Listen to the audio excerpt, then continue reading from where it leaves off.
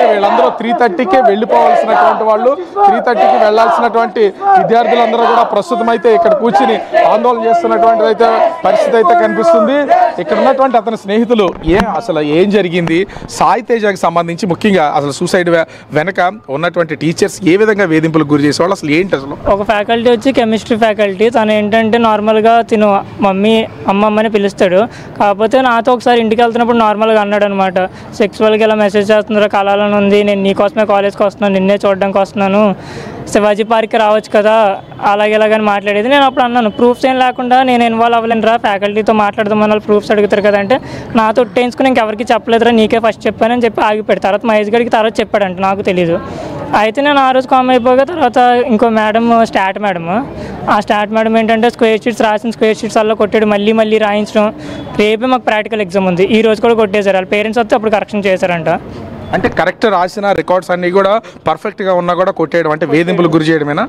అవును, కరెక్ట్గా రాసినవి కొట్టేశారు. నాకు కూడా దగ్గరగా 30 షీట్లు కొట్టేశారు. అవి కూడా నేను అలా రాసుకుని వచ్చాను.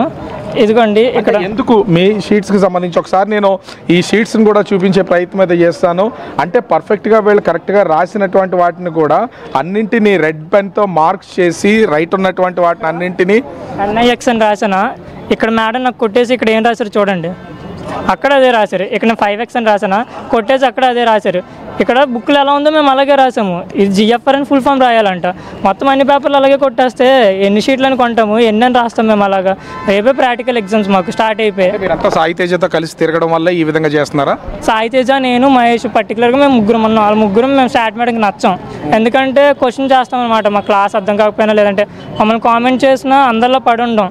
ఎందుకు కామెంట్ చేశారు, మాకు ఆన్సర్ కావాలని అడుగుతాము. దానివల్ల ఏంటంటే మేము ముగ్గురం టార్గెట్ అయిపోయాం. సాయి తేజ కూడా నేను రాత్రి మాట్లాడి వస్తాంటారు, నాకు సపోర్ట్ చేసి మాట్లాడరు అన్నాడు, కానీ మార్నింగ్కి ఎలా అయిపోయింది. అంటే ఇప్పుడు బేగం తర్వాత మీ stat madam, chemistry and stat ఇద్దరు ఫ్రెండ్సా, వాళ్ళిద్దరు కలిసే ఉంటారా? అంటే కలిసి చేస్తున్నది. బేగం మేడం మా అందరితోటి బాగానే ఉండేవారు. కాకపోతే స్టాట్ మేడం వచ్చాక ఏంటంటే రూమర్స్ లేపడం అవన్నీ, స్టాట్ మేడం బేగం మేడం పక్కన కూర్చోవడం, ఇంకా మా అందరికీ సపరేట్ చేస్తుంది, గొడవలు రావడం. ఇంకా అలా నేను లాస్ట్ దసరా హాలిడేస్కి ముందే కంప్లైంట్ పెట్టాను కాలేజ్లో. అప్పుడు నేను కంప్లైంట్ పెట్టిన తర్వాత కంప్లైంట్ పెట్టానని చెప్పి ఇంకా రివెంజ్ కోసం ఇలా పేపర్లు కూడా కంప్లైంట్ పెట్టినా కూడా ఇప్పటి వరకు ఏ విధమైనటువంటి వాళ్ళ మీద యాక్షన్ తీసుకోలేదు. అసలు యాక్షన్ అంటే డైరెక్ట్ సార్ అప్పుడు నేను యాక్షన్ తీసుకున్నాను, నేను కాల్ చేశాను, తిట్టానని కూడా అన్నారు. అయితే నెక్స్ట్ ఏంటంటే నాతో మాట్లాడడం, ఫ్యాకల్టీ అందరూ మాట్లాడడం మానేశారు. సరే మానేశారు కదా నేను చెప్పి లైట్ తీసుకుని వదిలేశాను. రూమ్లోకి వచ్చి నాకు ఎవడో సౌండ్ ఇచ్చేస్తాడంట, సౌండ్ వచ్చేలా ఇచ్చేస్తాడంట, గట్టిగా ఇచ్చేస్తాడంట, అది అని నేను అప్పుడు డైరెక్ట్ సార్ ముందు అన్నాను అనమాట. ఇచ్చారనుకుంటే నేను గట్టిగా ఇచ్చేస్తాను, ఫ్యాకల్టీని రెస్పెక్ట్తో ఆగిపోయానంటే అది అంటున్నారు రూమ్లోకి వచ్చి. మరి ఎందుకు సాయి తేజ ఈ విధంగా టార్గెట్ అయిపోవడం, అసలు రీజన్ ఏంటి? ముఖ్యంగా చూస్తే ఆ బేగం చేస్తున్నటువంటి చాటింగ్లో కూడా బయటికి వెళ్దాం, వస్తావా, నీతో కలిసి ఉండాలని ఉంది, ఇవన్నీ ఏంటి అసలు? ఆ విషయాలను మీతో షేర్ చేసుకున్నాడా? నాతో ఒకసారి షేర్ చేసుకున్నప్పుడు అదే కదా చెప్పాను, ప్రూఫ్స్ లేకుండా నేను ఏం చేయలేను రా. నేను ఇప్పుడు ఉన్నటువంటి చాటింగ్లో మొత్తం అన్ని బయటపడి అన్ని. తర్వాత మహేష్ గడికి కూడా చెప్పాడంట, నా ఫ్రెండ్ మహేష్ ఉంటాడు, తనకు కూడా చెప్తే తను నాతో ఇప్పుడే తెలిసింది నాకు ఇలా జరగని. ఇప్పుడు బయటకు వచ్చి మహేష్తో మాట్లాడొద్దు, మహేష్ నీకేమన్నా నచ్చాడా, ఒక మగాడితో మాట్లాడాల్సింది ఏంటి, ఈ విధంగా సంసారం చేసుకుంటారా అని ఇలాగ అనేవారు. నార్మల్గా అలా అంటే నార్మల్గా తిన అందరినీ అక్క చెల్లి అని పిలుస్తాడు. అయితే ఎవరిని పిలిచినా ఏంటంటే నార్మల్గా నమ్మేవారు కదా, ఆ అమ్మాయితో ఎందుకు మాట్లాడుతున్నావు, నీ లవ్ అది నీ పెళ్ళమా అనేవారు. నాకు అలాగే ఒక రూమర్ పెట్టారు. అయితే రూమర్ పెడితే నేను డైరెక్ట్ 2 సార్లు కంప్లైంట్ పెట్టాను. ఇక్కడ ఫస్ట్ సార్ మా మమ్మీ వాళ్ళు వచ్చి సీరియస్ అయిపోతే అప్పుడు ఆగిపోయారు. ఆ ఫ్యాకల్టీ ఎప్పటి నుంచి జరుగుతుంది ఈ విధంగా, అసలు ఈ విధమైనటువంటి ఆచరణ? అయిపోయినప్పటి నుంచి 4th సెమ్ నుంచి స్టార్ట్ అయింది.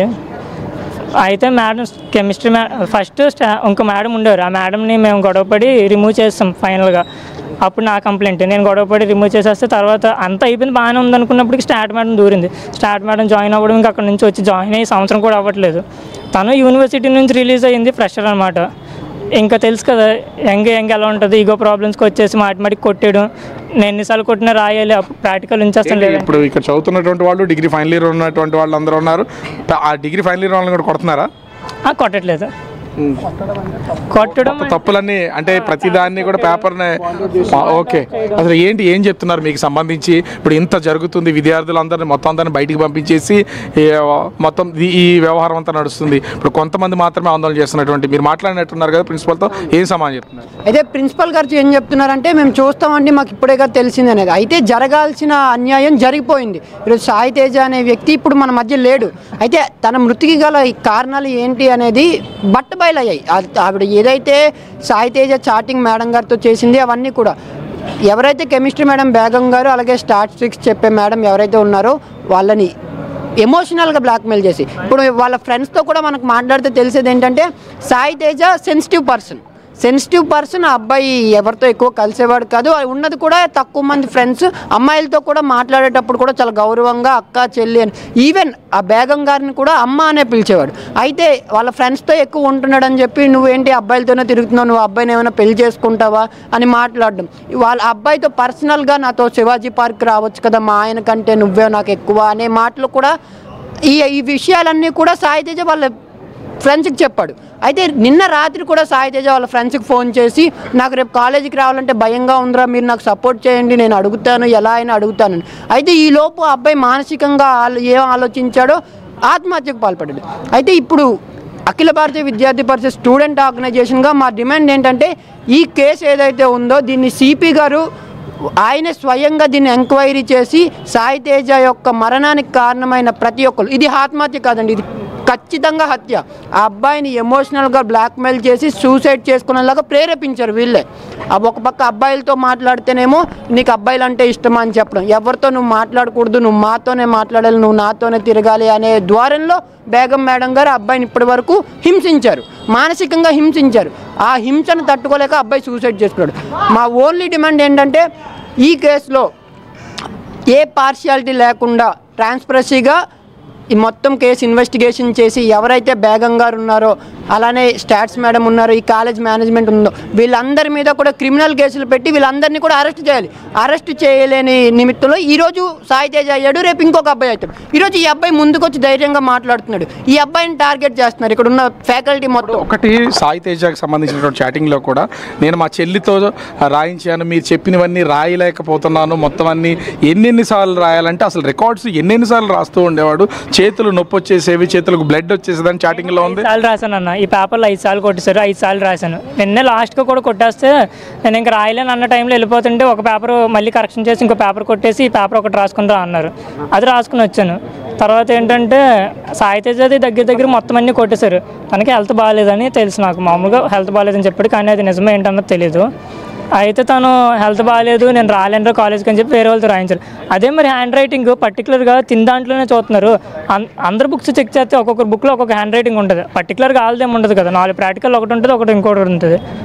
తను టార్గెట్ చేసి అలాగా హింసించడానికి ఈ విధంగా చేశారా సాయి తేజాని? అంతే. అయితే మనం చూస్తున్నాం ఇక్కడ ఉన్నటువంటి కాలేజీకి సంబంధించినటువంటి విద్యార్థులు చేస్తున్నటువంటి ఆందోళన విషయంలో కూడా మొత్తం ప్రస్తుతానికైతే వీళ్ళందరూ సాయి తేజకి న్యాయం చేయాలి, అటు ప్రిన్సిపల్ వాళ్ళకి సంబంధించి అంటే సిపి దీన్ని సీరియస్గా తీసుకోవాలి, వీళ్ళ మీద క్రిమినల్ కేసులు నమోదు చేయాలని ప్రస్తుతం అయితే. ఇద్దరు లెక్చరర్లు ఎక్కడున్నారు అంటే విద్యార్థులు చెప్తున్న వివరాల ప్రకారం చూస్తే లెక్చరర్స్ లోపలే ఉన్నారని చెప్తున్నారు, కానీ కాలేజ్ ప్రిన్సిపాల్ ప్రస్తుతం వాళ్ళు ఎవరు కూడా లోపల లేరు. వాళ్ళందరూ కూడా ఎందుకంటే 3:30కే కాలేజ్ అయిపోతుంది, 3:30కి వీళ్ళందరూ బయటికి వెళ్ళిపోతారు కాబట్టి వాళ్ళు ఇక్కడ ఉన్నారని లోపల కూడా నేను మొత్తం అంతా కూడా చూసాం. లోపల